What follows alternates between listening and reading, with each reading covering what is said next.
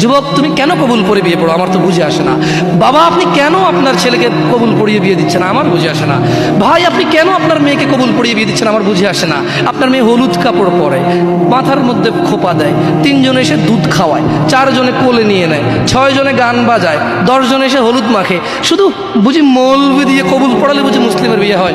শুনুন, আপনার নবী মুহাম্মদুর রাসূলুল্লাহ সাল্লাল্লাহু আলাইহি ওয়াসাল্লাম কবুলের পদ্ধতি দিয়ে গেছেন, তাই কবুল পড়ায় মুসলমানের বিয়ে মনে করেন না। কিন্তু বাকি যেগুলো করেন এগুলো কার পদ্ধতি? কার? মিথ্যা কথা বলবেন না। হুজুর ডেকে খুতবা পড়ে কবুল পড়ে বিয়ে কার পদ্ধতি? আল্লাহর নবীর। এই গান কার পদ্ধতি? কেন করতেছেন? ওটা তো আপনার বিয়ের অংশ, বিয়ে না হলে তো বাজাতেন না। বিয়েকে কেন্দ্র করে যেমন কবুল বলছেন, বিয়েকে কেন্দ্র করেই তো গানটা বাজাচ্ছেন। কয়জন নবীর উম্মত আপনি? আপনার নবীর